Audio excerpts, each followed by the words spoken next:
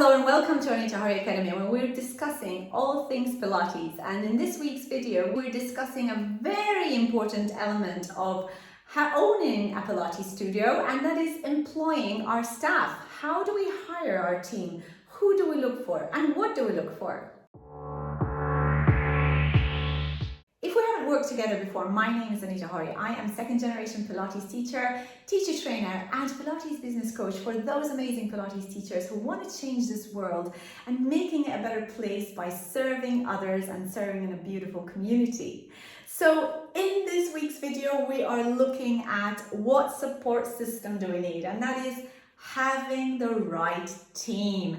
And this is an issue that I see across the board with so many teachers that come to me and say, I can't find the right teachers, or I can't find the right admin staff. So let's have a think about what it takes to employ your right team. So you already know that you want to build a business. If you're going to go for a brick and mortar studio and you are wanting to teach group classes, you cannot expect yourself to be teaching all the classes, because once your business grows, you're going to get into a huge burnout and you do not want to go down that rabbit hole. You really want to make sure you look after yourself. So start thinking from now. How am I going to get the right team? So if you're already working at other gyms and other Pilates studios, or perhaps you have a connection of Pilates teachers in your area that you know that would perhaps be interested in working with you once you open up your studio, this is the time to make that connection. You really want to speak to them, maybe plant the seed and say, I'm interested in doing this. Would you be willing to maybe give me some hours of your week? You don't have to employ your staff on a full-time basis. You don't have to employ them to work for you all the time. You can contract them out as subcontractors, and also that's going to lighten the load from your responsibilities as an employer, and of course give you the opportunity of rely on somebody else should anything happen to you. You know, the mistake that I have made personally initially, and when I first started my studios, was to actually make the clients rely on me all the time. Because at the end of the day, once they've got used to you, it's going to be very hard for them to move on to another teacher. So having that network of teachers straight away is going to really help you build the right team and build the right people to work with you. And if you don't have that ability, you don't have that connection in your area, why don't you start looking at social media and look at Facebook groups or any LinkedIn groups or groups of maybe wellness providers where you know that there might be Pilates teachers that would be communicating and putting their input and their values into these groups. So if you communicate with them now that this is what you're planning to do, then they would be very willing to maybe participate, or you never know, they might say, no, I'm not interested in doing it. There's no harm held in this. The biggest blockage that I see in many teachers when they come to this particular stage of their business plan or even their business structure is that they're fearing competition and they're fearing telling people what their plans are, just in case they steal their clients, or maybe they're worried that the people that they tell are going to go out there and open up in competition against them.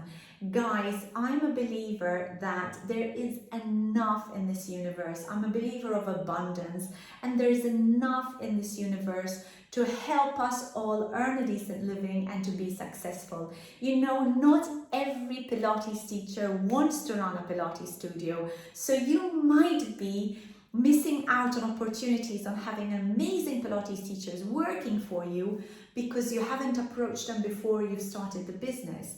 You know, communication is really important, and if you're really worried about this, then you don't have to share all your ideas with them, but you could also maybe put an anonymous post in a Facebook group to find out who would be willing to work for you. And then, you know, at the end of the day, it will be your choice to find out who you're going to be contacting from the people who respond to your posts.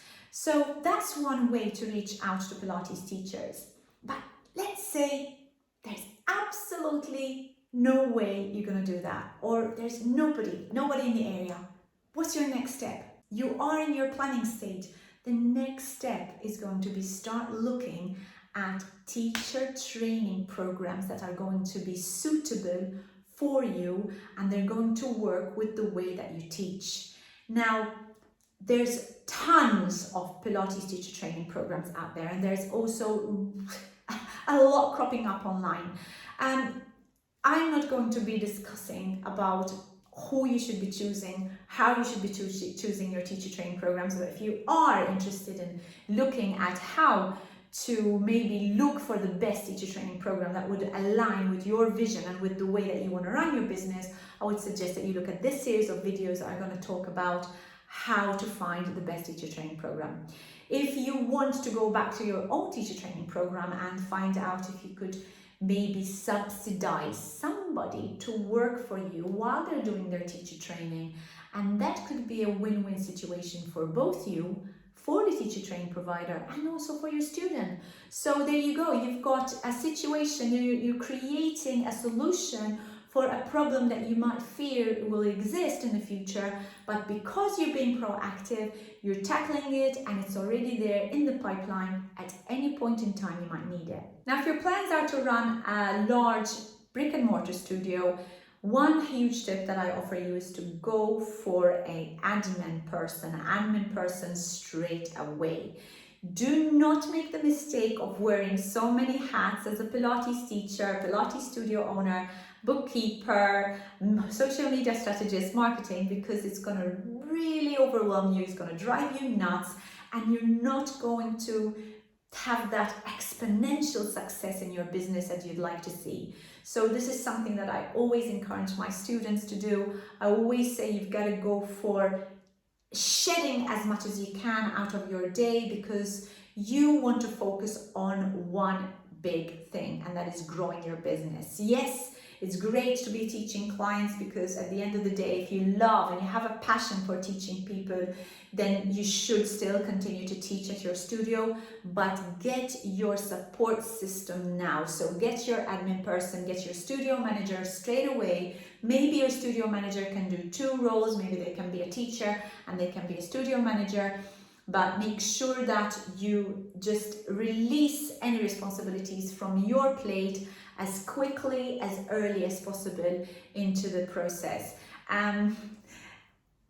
Many students, many teachers come to me and say, I don't have the funds, I don't have the finances, I can't put the investment in them now. Well, there are strategies of doing that, and if you're interested in finding out how to run the strategy of not having to heavily invest in your staff and still make it a win-win situation for everybody, then hit the link below, get into a discovery call with me, and then we'll see how we can identify what's going to work for you. Guys, I hope you liked this video this week, and of course in this chain of videos that you are watching, you are finding some value, and if you are, please hit the like and subscribe. I would really appreciate it, because it's going to be able to share the content and the value that I'm giving out there to the whole Pilates community. Until my next video, guys, goodbye for now.